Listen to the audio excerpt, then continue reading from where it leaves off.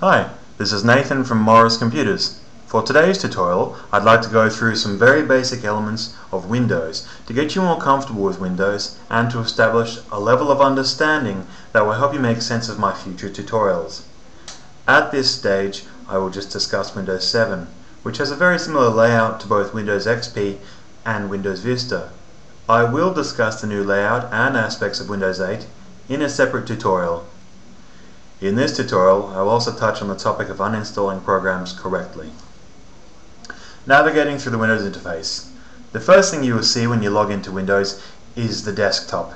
This is the central area of Windows. As a starting point, you will access most applications, files, and features of your computer from here.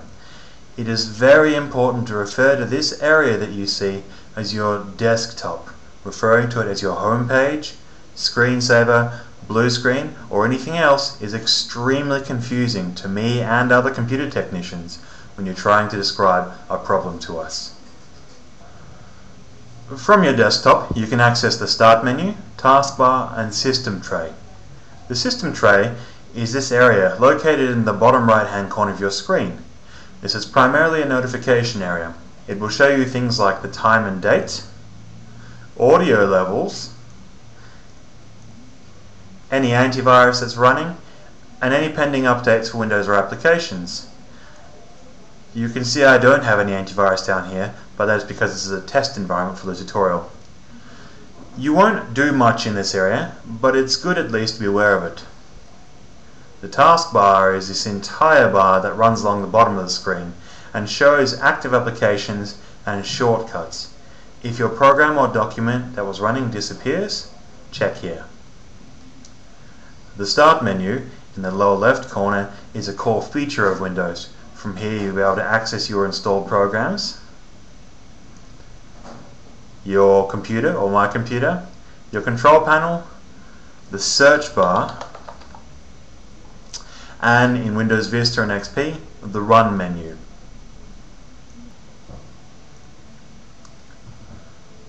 Computer, or My Computer, is accessible from either the desktop or the Start menu. This lets you view your internal and external drives, CDs and DVDs, and any attached USB sticks you've got plugged in. A useful feature is checking the storage of the hard drive. Right here you can see my C drive or local disk has 14.5 gigabytes out of 25 gigabytes.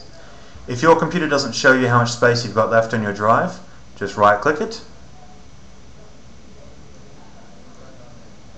select Properties, and you'll get a storage breakdown in a convenient pie chart.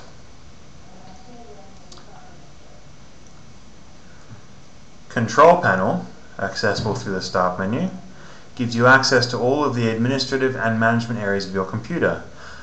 You can view your installed printers and scanners under Devices and Printers.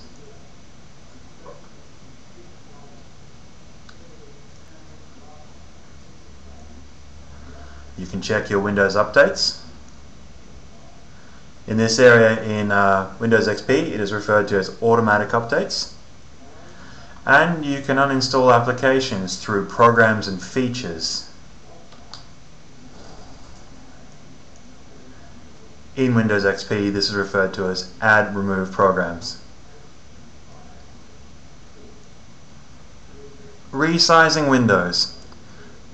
Windows, applications and files that you have open all have three icons in the top right. There's the Minimize, Full Screen, and Shut icons.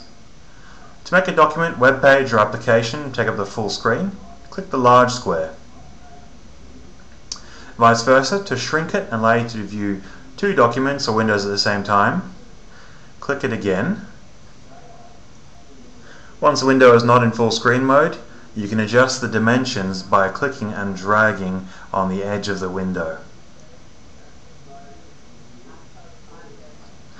If you need to completely hide the application or document, minimize it with the small button. You can then reopen it, as I mentioned before, from the taskbar. To close it, click the red X.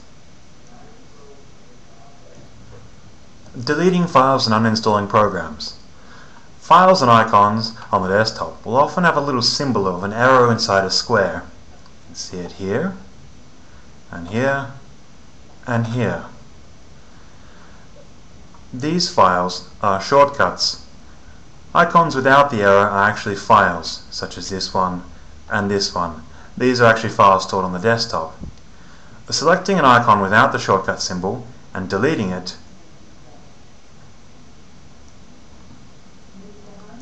will send it to the recycle bin. Once emptied from the recycle bin, the file is gone. Deleting a shortcut designated icon will only delete the shortcut from the desktop.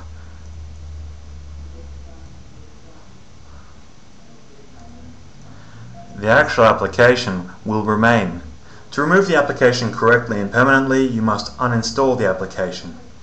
Some applications will have their own uninstallation icon, usually accessible from the Start menu. If I want to uninstall the software that I'm using to record this video, I can find the entry in the Start menu and select the uninstallation icon. Some applications do not have uninstallation icons.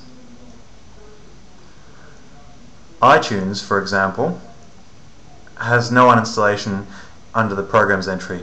To uninstall these applications, you must first go back to the Control Panel. So Start, Control Panel, and then open Programs and Features. Obviously in XP this was Add Remove Programs. From here we select the application, iTunes, and then hit uninstall from here. This will actually remove the application from your computer. This will save space and get it rid of it permanently. Deleting the shortcut, on the other hand, would not actually affect the application.